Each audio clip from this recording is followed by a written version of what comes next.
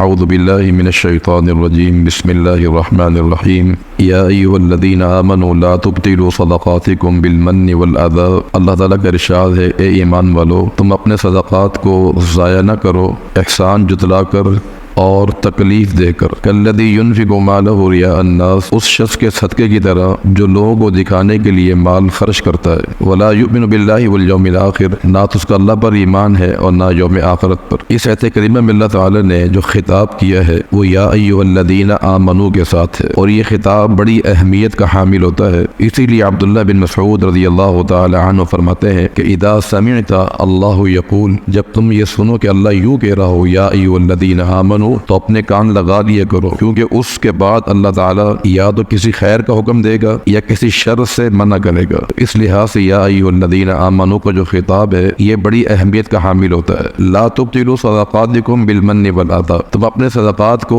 احسان جتلا کر یا اپنی زبان سے تکلیف دے کر ضائع نہ کرو۔ فرمایا ایسے ہی انسان کے صدقے کی مثال اس منافق کی طرح ہے جو اللہ کے راہ میں مال خرچ کرے لوگوں کو دکھانے کے لیے، جیسے ریاکاری سے صدقہ ضائع اور باطل ہو جاتا ہے، بالکل اسی طرح احسان جتلا کر بھی انسان کا صدقہ ضائع ہو جاتا ہے۔ تو جو انسان ریاکاری کے لیے مال خرچ کرتا ہے اس کی مثال اللہ تعالیٰ نے بیان کی ایک ایسی چٹان کے ساتھ کہ جس پر مٹی پڑی ہو۔ اب چٹان نیچے ہے، اوپر مٹی ہے، اور انسان یہ سمجھتا کہ شاید یہ مٹی ہے لہذا وہاں پر وہ دانہ ڈالتا ہے تاکہ کوئی چیز اگ سکے، لیکن حقیقت میں وہ نیچے چٹان ہوتی ہے۔